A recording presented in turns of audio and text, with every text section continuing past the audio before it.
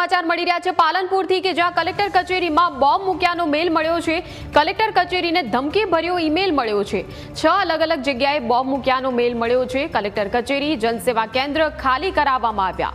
મામલતદાર કચેરી, કોર્ટ સહિતની કચેરીઓ ખાલી કરાવાઈ અને તપાસ હાથ ધરવામાં આવી છે।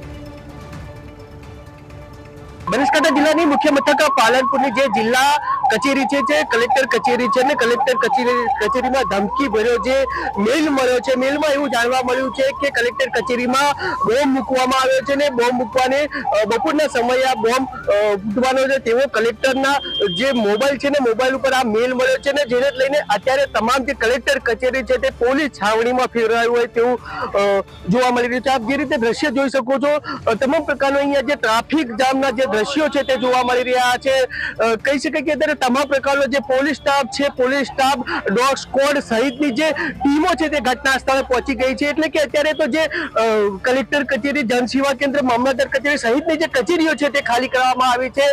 તમામ જે પોલીસ કાફલો છે અહીંયા આગળ ગોઠવાઈ દેવા છે। એટલે કે અત્યારે તો જે રીતે ધમકી ભર્યો મેલ મળ્યો છે અને કલેક્ટર કચેરીઓની બોમ્બથી ઉડાવી દેવાની ધમકી મળી છે એટલે કે તમામ પ્રકારના બોમ્બ સ્ક્વોડ સહિતની જે ટીમો છે તે અત્યારે તો ઘટના સ્થળે પહોંચીને જે કાર્યવાહી છે તે શરૂ કરી દેવામાં આવી છે। Ratansinh Thakor, news capital, Banaskantha.